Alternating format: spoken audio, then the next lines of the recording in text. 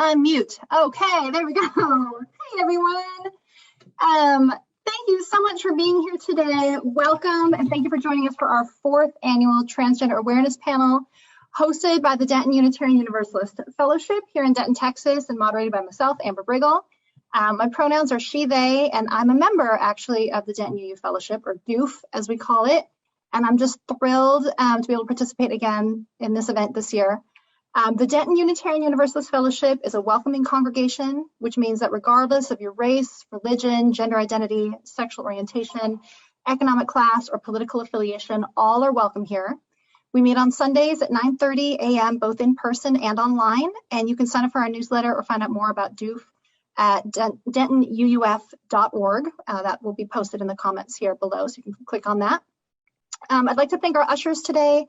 Susan Schluter is a past president of our Board of Trustees, and Tyler Dawson is a member of our congregation. They are our ushers today. We always try to highlight our numerous trans and non-binary congregants during this event, so it's really awesome that Tyler, who's a friend of mine, they're a married parent of 2, they make the best cold brew in town, and they are non-binary, that they could be one of our ushers today. So thank you, Tyler and Susan, super love you. It is National Transgender Awareness Week, which is an annual event that happens every year beginning on November 13th. There are typically several events happening in your area, so check with your local UU congregation or your local LGBTQ advocacy group like maybe PFLAG or your local GSA to find out ways to get involved. Transgender Day of Remembrance and Resilience is on November 20th. It happens annually. And the UNT Pride Alliance and Outreach Denton are having an event here in Denton that evening. It's going to be at Fredmore Park. And I'll be sure to share their Facebook post on my page later today, but I believe Tyler has a link directly to the UNT Pride Alliance. We've got some information on that as well. Our focus for today's panel discussion is going to be, it's a lot. So trigger warning for all y'all. It's going to be on the relentless assault against these transgender kids, not only here in Texas, but across the nation. Hundreds of bills have been filed in dozens of states, and they're all focused on trans babies, trans kiddos, and their ability to access healthcare or plan sports teams. I believe 9 states thus far have passed one or more of these bills. Texas just passed one last month in October. We're going to hear more from Audrey in a bit about the history of these attacks and what you can expect in 2022, because if these bills haven't made it to your state legislature yet, they're coming. So we want you to be prepared. I'm hopeful that you'll get a heads up with this talk today, so you'll be prepared to fight for those kiddos in your state, in your community, in 2022 and beyond. Our panelists are all Texans who testified multiple times in Austin to fight against these bills. Today we have Charlie Apple, a high school student and former wrestler from Corpus Christi. We've got Sonny Bryant, an 8-year-old superstar from the Houston area, and her mom, Becca, and Audrey Perez with the ACLU of Texas. So I'm going to step back now and let you all introduce yourselves a bit more. If you could tell us a little bit more about yourselves, along with your pronouns and something that you want the folks watching at home to know about you, that'd be fantastic. So Charlie, let's start with you first. Hi, I'm Charlie. I'm a high school student from Corpus Christi, Texas. I run a GSA at my school. I love theater. I'm big into wrestling, but was taken out after an injury. And I really, really love powerlifting and all of that fun physical stuff. Throughout this last few sessions, I've been testifying against the anti-trans athlete and sports bills, because that's something that's very near and dear to my heart. And I really just am happy to be here, and thank you all for coming to listen. Glad you can be here. Thanks, Charlie. Sonny, how about you? Do you want to say a few things? Introduce yourself. Sure. Yes, sit up so they can hear you. Hi, my name is Sonny Bryant, and I really like to play sports, like, for example, tennis.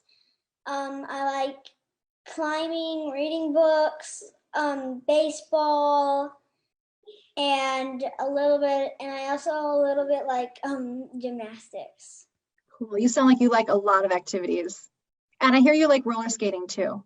Yes, I love riding. Yes. I love riding too. That's great. Becca, how about you? Can you introduce yourself? Yeah, I'm Rebecca Bryant, and I use she, her pronouns. I'm a mother of two. I was born and raised in Texas. I lived in California for 10 years. That's where I met my husband. And then we came back here to Houston like 4 years ago. I work in the arts, specifically theater. And I think I went to the Capitol 7 times this year. It wasn't just the sports bill, of course, it was all of the bills. So it was a lot, sometimes multiples at the same time. Yeah. Well, I'm glad you could be here. And I want to be, do you prefer me to call you Becca or Rebecca? Because names are important. Fine. Rebecca's my professional name, but everybody can Rebecca, so. All right, I will try to call you Rebecca, and because we're friends on Facebook and you go by a different name. So, okay, I'll try and call you Rebecca for this event. And then Audrey, it's your turn. If you could introduce yourself, please, and your role at the ACLU and just anything you want us to know about you. Hi, everybody. My name is Audrey Perez. My pronouns are they, them. I am a first-generation Texan, and I work at the ACLU of Texas as the policy and advocacy strategist for LGBTQIA+ equality. Growing up, I came out when I was a senior in high school as queer and as transgender, but I did not play any sports. And so, I did not play any sports as an out transgender athlete. But sports were very important to me growing up, and I am quite the fan of the San Antonio Spurs. And I know that Texas basketball teams divide us pretty competitively. But these days I mostly find joy and pleasure in playing music and learning how to play new instruments. And I'm really excited to be here with all of you to talk about these bills and to just share space with people like Charlie and Becca and Sonny, who have shown up to the Capitol to share their own stories time and time again. And so I'm here for some like factual policy nerding out. That's great. But definitely want you all to hear more from these wonderful folks that I'm sharing the call with today. Yeah, that's great. And please excuse me if I mispronounced your name. Do you say it Adri? Adri. Adri. All right, I will do better. Because again, like I know all y'all, but it's mostly we connect online because we're all in such different parts of the state, and so I read your names in my head differently than So excuse me. So I'll do better with Adri. Okay. All right. So Adri, the next question is for you. So if you can kind of set the stage for the people watching at home, what the hell happened in Texas? And I think it's a bigger picture, right? It's not just Texas. It's been 35 states maybe have attempted to pass these bills. So it's nationwide. It started in 2020. I believe Idaho passed a bill, kind of swept the nation. Things are happening here. So I was just kind of hoping you could give us kind of the bigger picture of like, this is not isolated to Texas. This is a larger ongoing national assault against trans kids. Yeah, absolutely. I wrote down some notes, so I'll be looking as I just to try to keep on track for this question. But this didn't just start in 2020, right? There has been a concerted effort to diminish LGBTQIA existence since the beginning of time. Not since the beginning of time, since I guess the 1960s or the Stonewall riots, right? As recently as 2010, somebody in New York could still be arrested for quote unquote impersonating a woman. The Stonewall riots started because of a 3-article clothing rule, right? Wherein you had to be wearing 3 articles of clothing from your sex assigned at birth, otherwise you would be arrested for cross-dressing. So this is just like the current stage that we are in of an attack on LGBTQIA people to exist. Specifically right now, I think it is a level of cruelty that is difficult for me to wrap my head around, difficult for us to wrap our head around, because they are targeting transgender children, right? And this has all come because there is, believe it or not, to the people who may be watching this and hearing this for the first time, there is a coalition of national anti-LGBTQ groups that have come together to deliver anti-trans legislation to policymakers across the country that is designed to keep trans youth from accessing medical care and from participating in school sports. This coalition is comprised of groups including Alliance Defending Freedom, which the Southern Poverty Law Center has labeled an extremist hate group. It also includes conservative groups like the Heritage Foundation and the Family Policy Alliance and other state-based anti-LGBTQIA groups. Here in Texas, we have one called Texas Values. And since the Supreme Court's 2015 decision allowing same-sex marriage, state legislatures have seen more and more anti-trans legislation pop up across the country. But again, as I mentioned before, these bills are rooted in a long history of policing the participation of Black and LGBTQIA people in public life, and the strategies being used to advance them are similar to those that were used to fight school integration, those that were used to oppose same-sex marriage, those that were used to oppose same-sex couple adoptions or employment or being able to exist out and openly in the military, right? All of these have been attacks that have said that if we exist openly as who we are, it is going to create a culture that is going to overtake the conservative right or our gender ideals that we have grown up and known with our lives, right? But transgender people have been here since the beginning of existence. Queer people have been around since the beginning of existence. And so we know, right, blatantly that this is not true. And attacks on same-sex couples, attacks on the LGBT community have aged poorly, right? And so I believe that there is a future wherein these attacks on transgender people and on transgender kids will look just as bad on our history and on what we are doing currently as a country. So right now in Texas, the overwhelming majority of bills that we're seeing attack access to gender affirming care for youth, their access to participating in youth sports. And we suspect really that these attacks are going to continue, even if it's not in the state legislatures, through other executive actions, at least until the year 2024. And so that is the forecast for the moment. That is not good news. I'm so sorry. Some of Amber is making a face that is making me regret saying that. We're tired. Oh my God. Yeah. Keep going. Sorry. Yeah.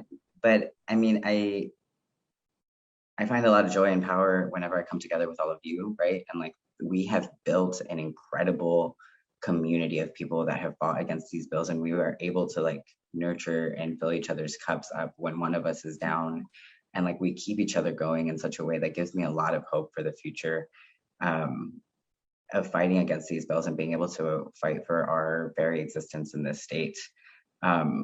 This anti-trans rhetoric is composed of a combination of ignorance and fear of a general public that is really barely coming to terms with understanding gender variance or transgender youth.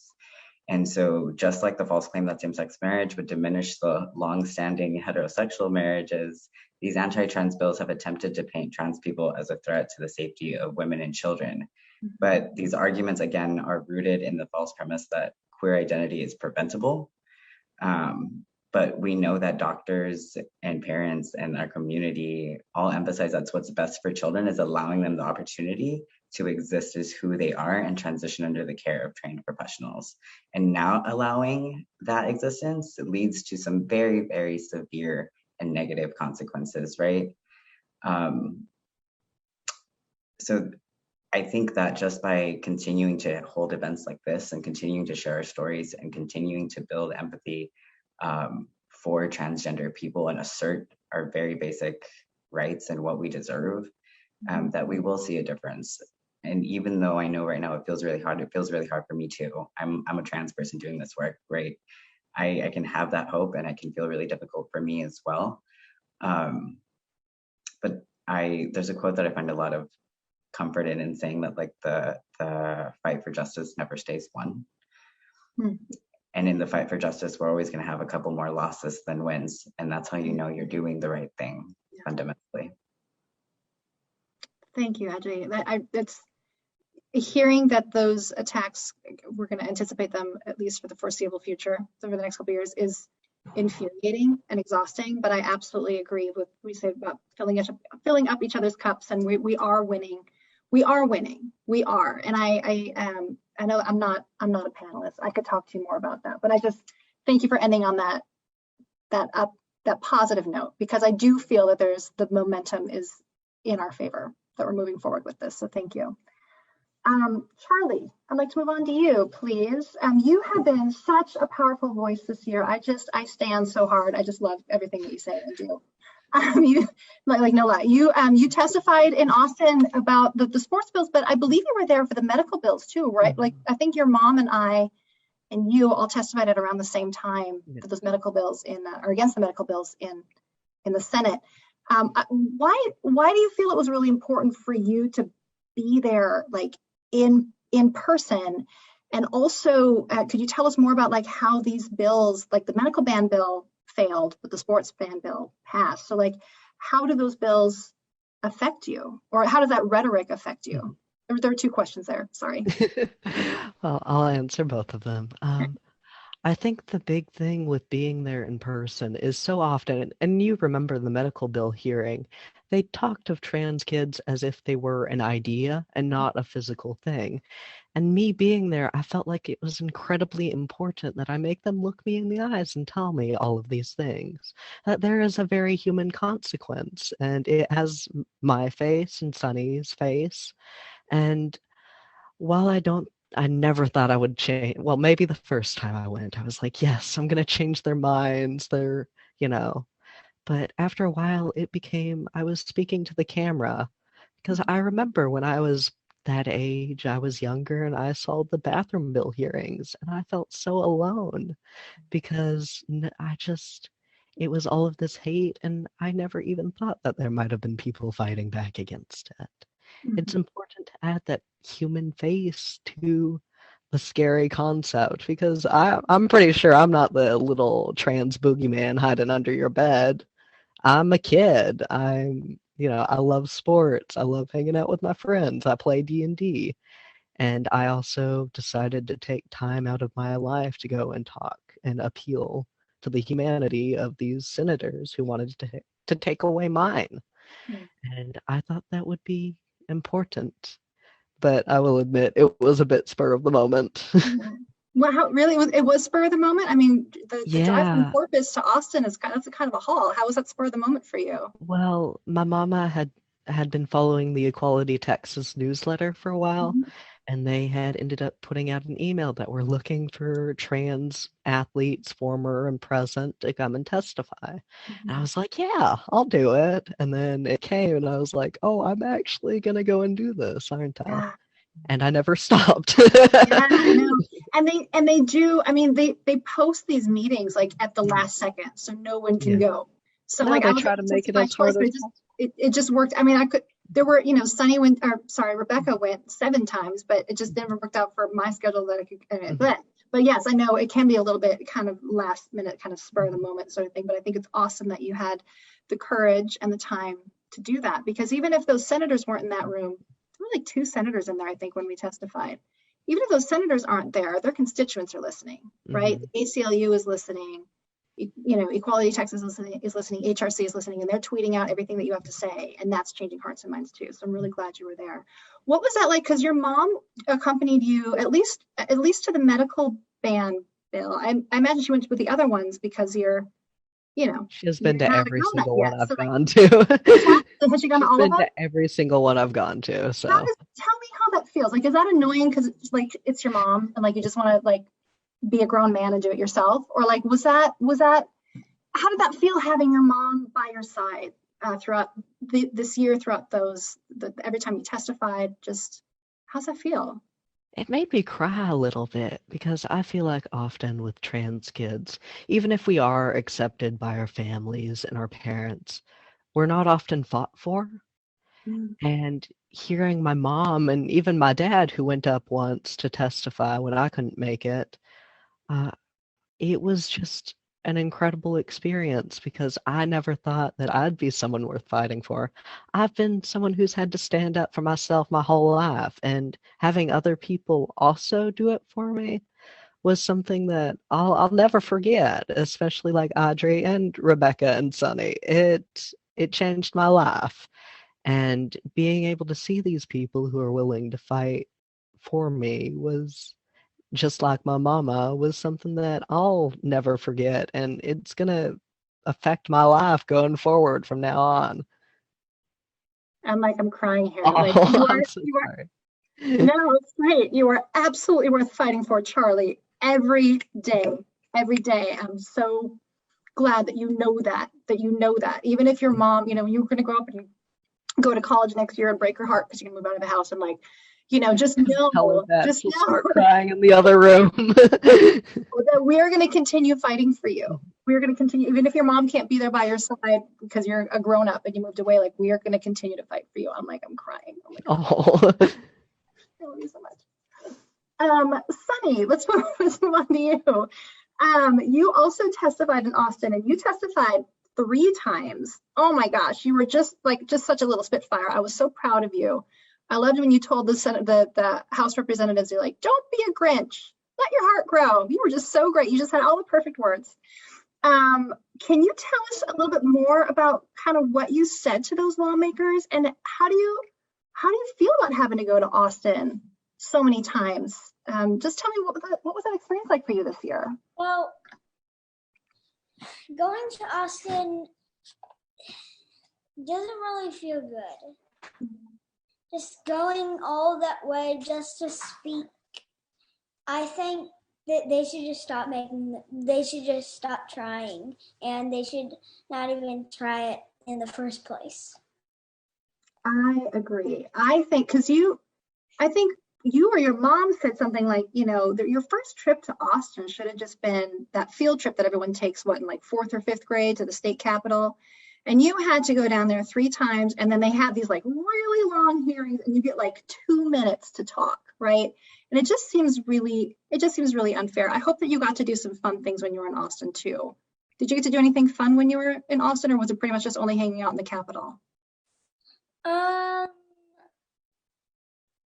Well, I kind of got to do some things that were fun. That's good. What kind of things did you get to do? Maybe talk about how people you met, like Maya. Well, I don't really remember what fun things. I just remember that I just got to hang out with some of my friends. That's good. I'm glad. And you know what? When I go to Austin, I get to hang out with some of my friends too. And it's kind of a bummer that we all have to be there for that, but it's nice that we can have friends there. So I'm glad that you had friends there in Austin. And I want to ask you too about your friends back at home. So like once you got home from testifying, like how did your friends and your teammates react? Like I hope everyone was still nice to you. And like, did anyone ask how they could help too? Well, whenever I got back, no one really knew that I was trans yet, and but some of their parents told my mom that they never knew, and they're really proud of her that we are going to the Capitol and stuff. That's great. So they didn't know that you were trans before you testified, and they you came home and you're like, oh, by the way, oops, didn't mention that. But not my classmates, just like my classmates' parents. Got it. No, right? Yes. Yeah. Did anyone ask how they could help? I don't really think so, unless the only person who would know is my mom. Yeah. Well, all your teachers and all my teachers and all the parents. No, all the teachers and some of the parents called all the representatives.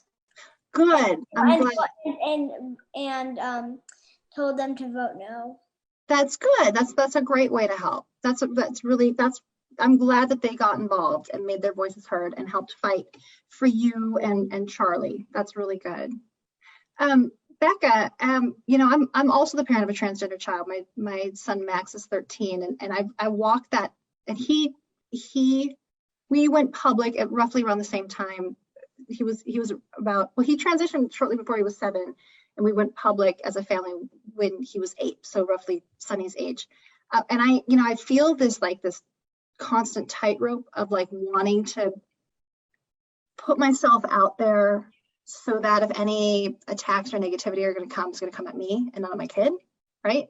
But then also knowing that I need to step back and not center myself in this because I'm not trans and I'm not a kid. And it's a really delicate balance. And I don't know, I'm certainly not perfect at it. I was just wondering if you could tell me a little bit more about y'all were just thrust into this year.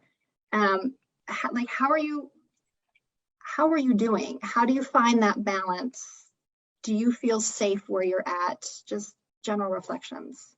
It was, I went by myself the first time to the Capitol because it was the child abuse bill. You know, it was the bill that was going to categorize me and my husband as child abusers and potentially take our child from her very loving home.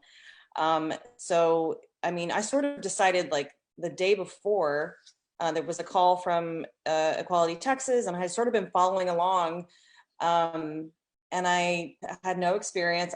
We didn't live here in 2017. We were in Australia. I was, funny enough, looking at my Facebook reminders, and it was like today, 4 years ago, they voted yes on marriage equality in Australia when we were living there. So I wasn't, part of that. So I was very new to it, and I sort of didn't know what to expect. So I felt like I needed to go by myself. I didn't know if it would be safe for Sonny to go, and I was right. That first visit was very scary. There were so many anti-us folk there, Confederate flags, really disgusting signage. We were accosted, verbally. We were harassed verbally. I was called a child abuser. I was called a child mutilator. And so I was very happy that I didn't bring Sonny for that. There was a moment when we were outside in the rotunda, and the counter protesters were on the balcony, and I did my teacher training where I looked for all my exits. I started watching people's pockets because I was concerned for our safety. I think after the third time I went, I talked to my husband and I said, I think Sonny should go. There are other kids there. They're like Maya and Libby. And so I felt like we would have a safe space to hang. And she did great. She knocked it out of the park her first time. I was terribly nervous. If you go back and watch that testimony, I'm lip reading her speech because I was, so nervous, and she did great. And she, was well received. She made the only Republican panel because all the Democrats were in DC. She made them laugh. They were ear to ear smiling. They ate her up, which was sort of, the idea that this is a lovely human being. She's nothing to be scared of. And so, we were sort of thrust into it. I knew, there was going to be some consequences, and they haven't been as bad as they could have been. We've gotten some nasty trolling. We've done a lot of interviews. I choose not to read the comments for the most part. Yeah, good decision. Yeah, I certainly, if I read them, I don't engage. But it is lovely to see complete strangers fighting in the comments for your child. Who, for the most part, it's positivity. And as far as how we are now, it's the dust has settled, and it's definitely more chill, and we are happy to have some space in between talking about it, doing interviews all the time, and kind of get things back to normal, because it's not normally the main topic in our household. It is just, it is not the most interesting thing about her or about us. So we've been happy that like I said, the dust is settled. I haven't had any trolling. And we have done some prep though. We've started gathering letters of reference from her pediatrician, from people who are close to us who can vouch for us in the event that we are reported. So we've just sort of gotten ourselves prepped for that, because it seems like it's inevitable that somebody will say we're bad people. Yeah, I want to highlight that thing that you we mentioned, the letters. That's for people watching at home. We have one of those too. A lot of trans inclusive families have what's called a safe folder, so that if and when you're reported to Child Protective Services, and they come, to investigate, because that's their job, you can say, no, I'm not transing my kid. That's not a thing. And here are letters from pediatricians, from psychologists. We've got a letter from our minister, from, Max's previous principal. We have legal documents. We have self-portraits that he's drawn throughout the years. One year he gave me the sweetest Mother's Day note, just the sweetest thing. about how much he loves me and how much he knows I love him and how safe he feels with me. And after I read it and hugged him and cried, I put it in the safe folder, which is really awful that I had to do that. But for parents watching across the country, if you're wondering how you can keep your kids safe and advocate for them, that might, if you don't have a safe folder yet, that would really be an important thing for you to start collecting. I don't want to scare you. I just want you to be prepared so that when CPS does come, and I hope that they don't, you're not as scared because you have those letters to back yourself up. So I'm glad and I'm sad, Rebecca, to hear that you are collecting that information too, but it's really vital. And the way that these attacks are coming, from every direction, I think, and you and Sonny just had such powerful voices this year. I'm so proud of you for standing up and putting yourself, unfortunately, in harm's way to protect her. So I'm really glad that you are putting those resources together. A follow-up question for you too is I'm just kind of wondering, these big organizations that, fundraise off of the hard work of parents and kids like you and Sonny, do you feel like they gave you enough support this year? Do you feel like they prepared you for what was about to come? I guess my question is there anything you would have liked to have seen these big organizations do differently, as what happened is in the past here in Texas for now. We're going to continue fighting these bills, as Adjei said, and parents across the country are going to be fighting these bills. So if there's people who are parts of these larger, state-run organizations across the country, as they're watching this, is there something that you wish maybe you would have had access to be better prepared for this, or something that they could provide for the parents and the trans kids who are fighting these bills? Does that question make sense? So like I said earlier, I was new to this, so I wasn't in the fight in 2017, even though Sonny was out at that point for us. She was 4. So I didn't really have a lot of expectation of what I should be receiving. And I think now that, like I said, the dust is settled, I think the only thing that would have been maybe more helpful is sort of doing mock testimonies and having some workshop about these are what not to say. So, because I certainly made mistakes. I certainly divulged too much because we've always been a pretty open book. Now, we never made a huge announcement like, hey, we actually have a daughter now. We just slowly, transitioned online and whatnot.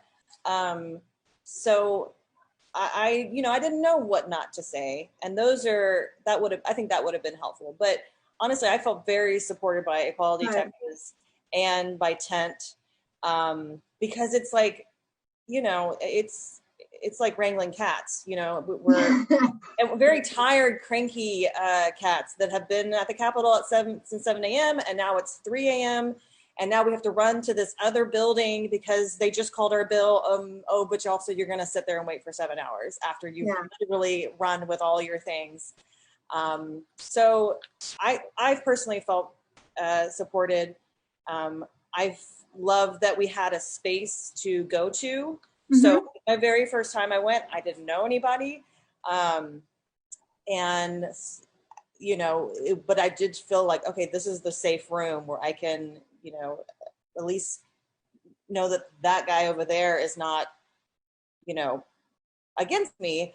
And then of course, each time we go back, then you have, people that you recognize, and you find the mom table, and you can, talk about how different and how similar your experiences are. I've heard other mothers say almost like their child at 4 said almost exactly the same thing that Sonny said. Mm-hmm. And that to me is fascinating. And that's certainly helped me build a community and help Sonny have community within this garbage fire, Right. No, I'm glad to hear that you feel so supported. And it goes along with what Adjei said too at the beginning about we are building this community. We're filling up each other's cups. And I know exactly that feeling, because when I go to Austin, I wait hours and hours and hours, and then I testify, and it's like, it's another 4-hour drive home, but I don't leave right away. I got to be with my people, I got to fill up my cup. And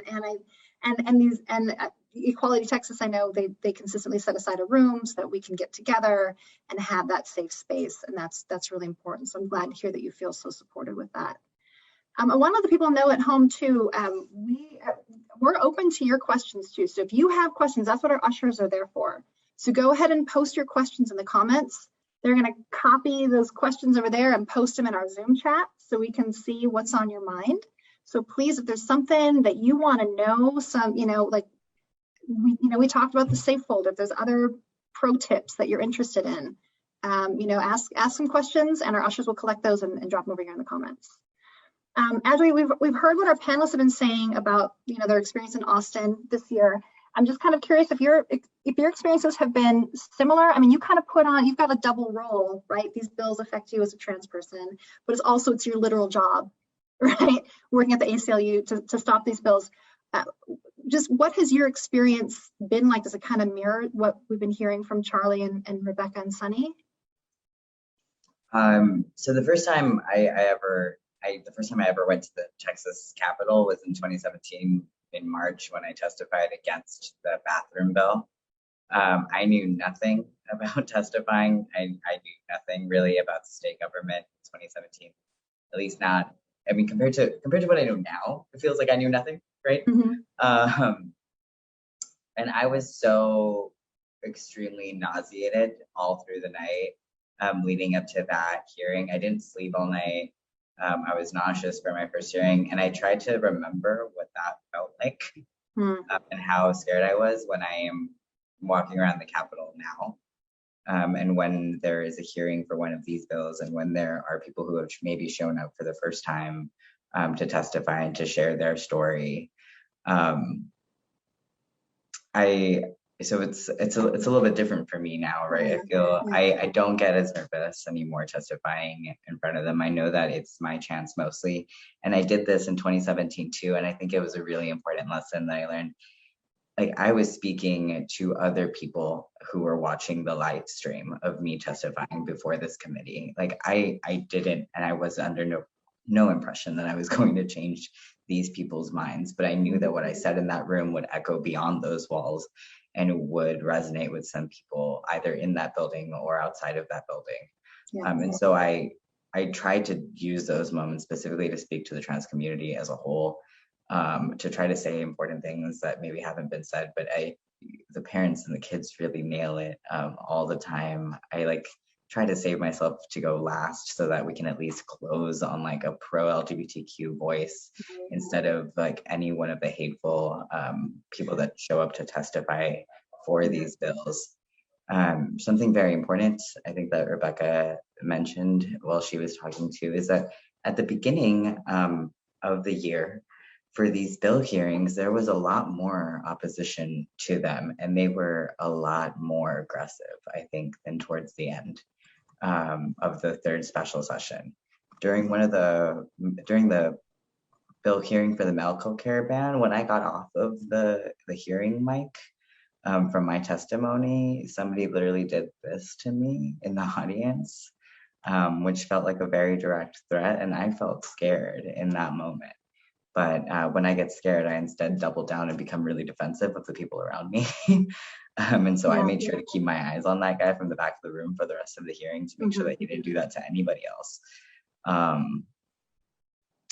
But it's hard to be, I think, nervous and scared to testify in that building when you show up and there's a table of moms, there's a table of kids, there's a table, and the kids are all like enjoying playing with each other and being in community themselves with other people who share their experiences as well, right? And I'm surrounded by like other adults who also share in my experiences, and the moms are all coming together in like their community, and we're all there supporting each other. And so I hate that we're in this fight. I hate that this is happening. I get really grumpy about it when I'm sitting at my computer alone and it feels insurmountable. But in moments like that, it feels so doable and so obvious that the right outcome is that we will be able to exist openly as who we are, and that our children will have that future as well. Yeah, absolutely. Yeah, I keep my eye on those guys too. After all these years of being out there as a very visible mom of a trans kid. And I'm in that space and I see all these, vulnerable trans kids like Sonny and like Libby and like, Kai. And I'm like, that guy, I'm like, I'm looking at you, I'm watching you, don't you cross me. So I hear this 100%. Has the ACLU been hearing, like, have there been more calls to the ACLU this year than in years past? It seems like, you know, whether or not these bills pass, unfortunately one of them did, that rhetoric is out there that makes it, you know, that othering of trans people, it's okay, you know, it makes, because this rhetoric is out there, it's, people may feel like it's more culturally or socially acceptable to other trans people and treat them differently. Have there been more calls to the ACLU this year compared to years past? I think that anytime we see an increase in anti-LGBTQ rhetoric that is government and state sanctioned, basically, right? Like that they are giving a green light for other people in other communities to go ahead with that behavior as well. I think we saw the same effect in 2016 with the election of Donald Trump as president, right? I think that anytime that there is somebody who is high up in power, who is spewing any sort of hateful rhetoric, that anybody else who maybe could have had those beliefs before but was not expressing them openly, then feels emboldened to go ahead and do that. And so we've certainly seen an increase this year in anti-LGBTQ sentiment across the state of Texas in school districts, and anti-trans sentiment across the state of Texas in school districts and in communities broadly. Yeah, unfortunately. And I think this year so far has also been the deadliest for transgender women of color specifically across the country. And I think Texas led the country in the number of murders of trans women with 6 last I checked.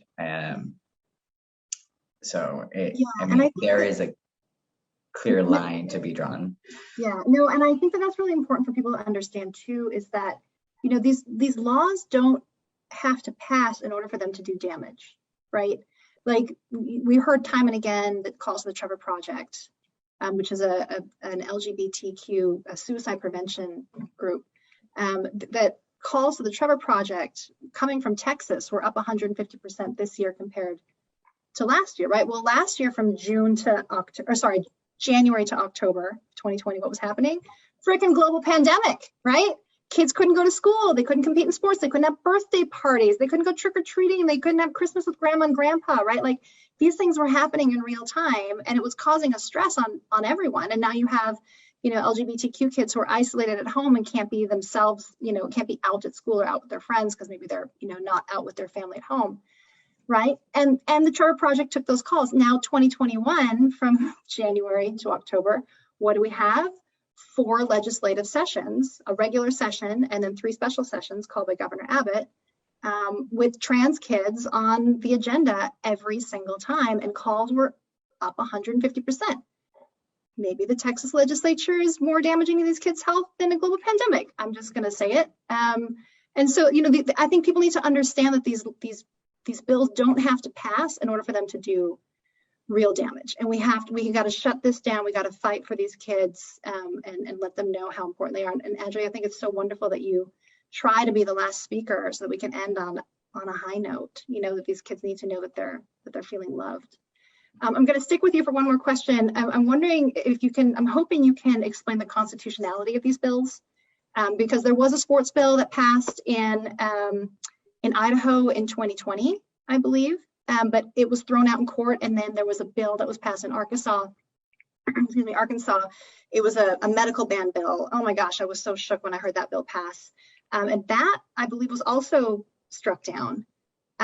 So are these bills even constitutional? And if not, then why do lawmakers keep trying to do this? And if not, why do lawmakers keep trying to do this? I wish I could understand why they keep trying to do this. Right.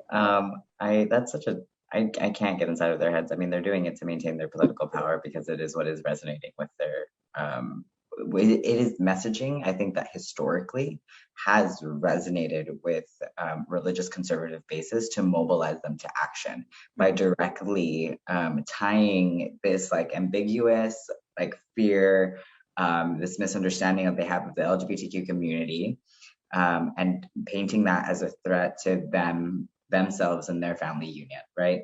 And so this is something that mobilizes voters. It is something that has mobilized voters since the 1960s. And so it is a tactic that we're going to continue to see be recycled, rinse, recycle, repeat, right? And that is what we're seeing right now.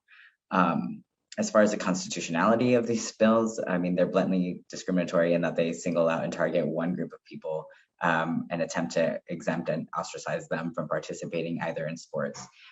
For the medical care bans, right, they attempt to take these treatments and procedures that are used on cisgender kids and have been used on cisgender kids for decades, and then say that actually, but if you're using them for the purposes of gender transitioning, you can't do that. It's unsafe. It is, I'm not going to repeat any of the terrible things that they call it. But these are medical treatments that are supported by every major medical association. They are treatments that have been used on cisgender kids. I myself have friends who were cisgender males in middle school who had to have double mastectomies because they started growing breasts because of hormone irregularities. Biology is wild and vast and includes many different combinations of different things that can happen, right? And I mean, I don't want to get too into detail on that. And so medicine has come up with treatments for it.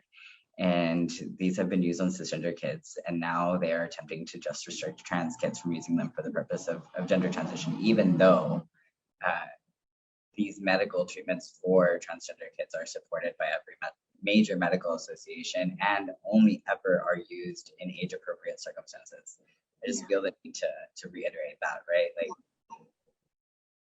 there's so many other like mistruths that are being perpetuated, and they're rooted in just this misunderstanding of our community. And I think, and maybe somewhat unpopularly, that the more that we can talk about our experiences like with other people to help them understand, the better.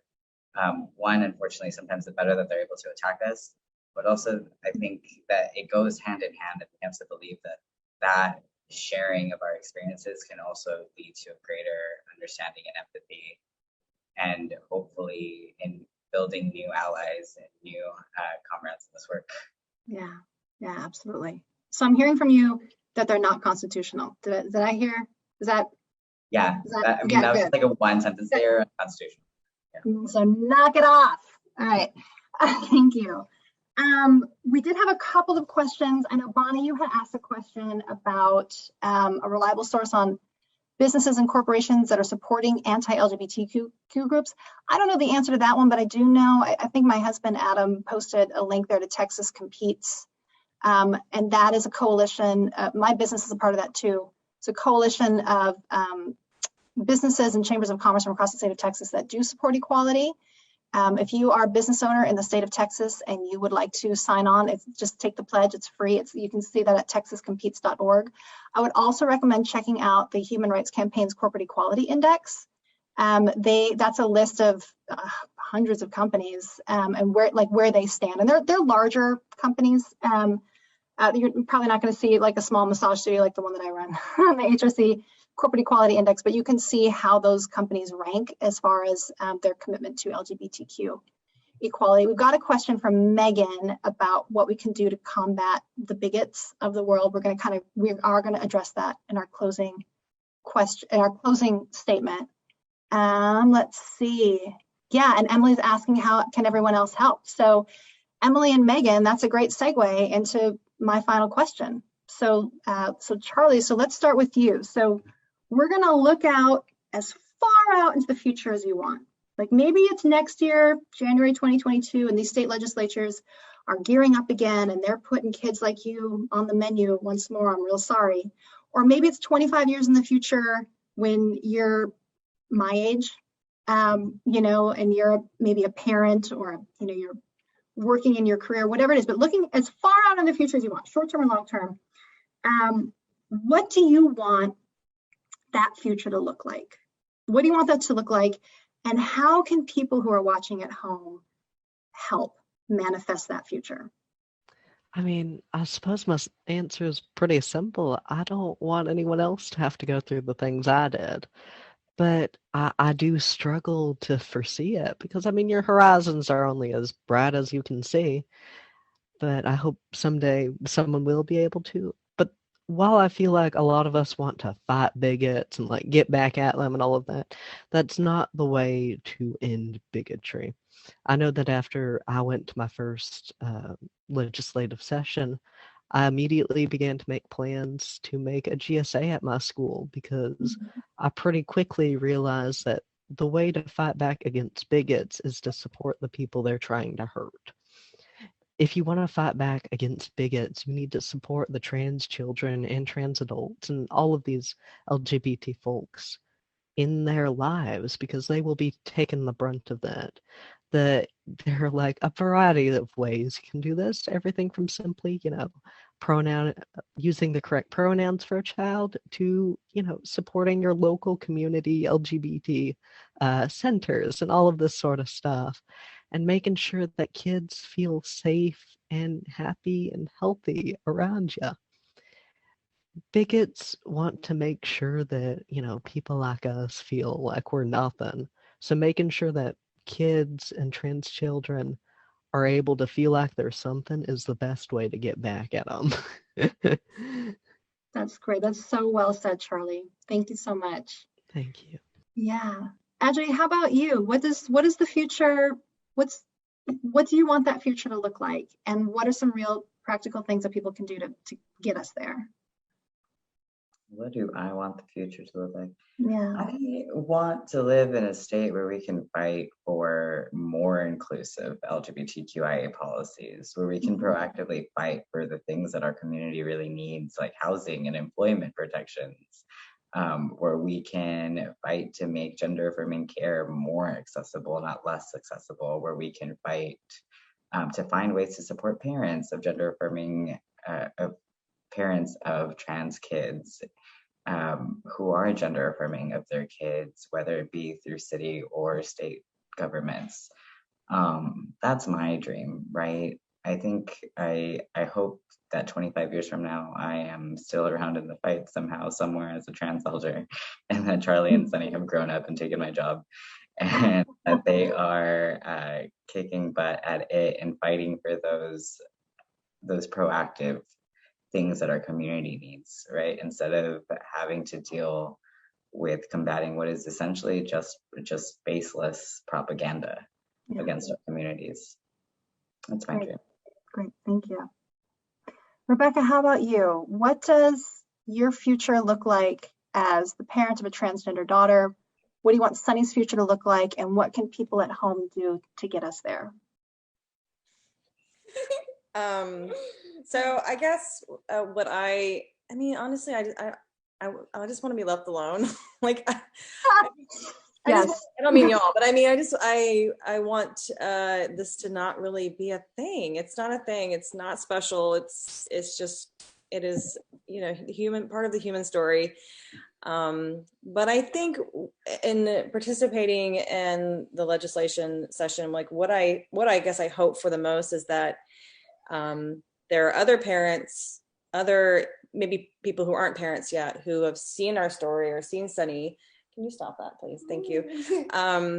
Who, if their child is trans, or if they, or if their future child is trans, that at least they have heard our story and they've seen a pretty average family support, and that at least they will be in a place to ask questions and listen.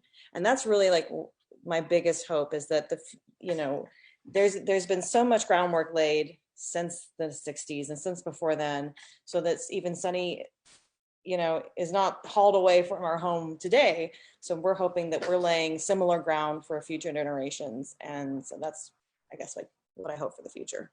Great. Thank you. Sonny, save the best for last, baby.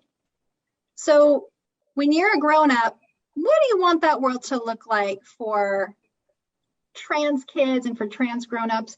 And second part of the question, what can grown-ups like me and kids like your friends do to help get us to that point in the future? So first question is what do you want the future to look like? And the second thing is, what can people do to get us there? My future is there's no laws that there's no one tries to make any laws that are about trans kids, only nice ones, and there's no stop signs. No stop signs?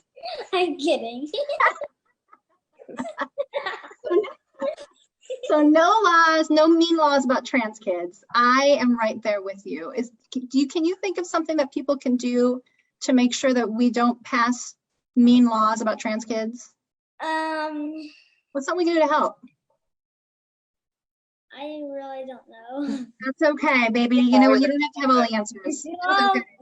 Call different people. Call your representative. That's great. Put books on your head. Be goofy. Be yourself.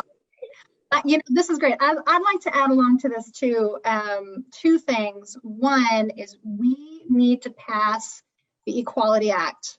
Full stop. It is passed in the House. We're having a hard time finding the votes in the Senate. I'm not going to name names because this event is sponsored by a church, but there are some people holding it up in the Senate. So people at home, no matter where in the country you are, call your dang senators and let them know, because if we have an act like the Equality Act, it will be nationwide and it will protect kids like Sonny and Charlie and grownups like Angie and kids like my son Max. So call your dang senators and tell them to pass the freaking Equality Act already. The second thing I was going to say, maybe y'all could run for office. I mean, clearly any idiot can do it. I'm not calling you an idiot. I'm just saying the bar is pretty low. So maybe you could run for school board, right? Maybe you could run for city council. Maybe you could run for county commissioner. I don't know. Run for president. Go for it. So there's real things that we all can do to make this world a better place. I think that's about it. We did real good on time. I'm super proud of all y'all. Does anyone have anything else they want to add before I make the closing remarks? Charlie, you want to add something? Go ahead, baby. But I would like to say that the world is changing. Trans folks have become more and more visible. I know I've seen it myself in my own school. Even though like these folks are trying to pass these bills, we're still fighting back, and clearly, we're more lively than ever. We're not going away by any means.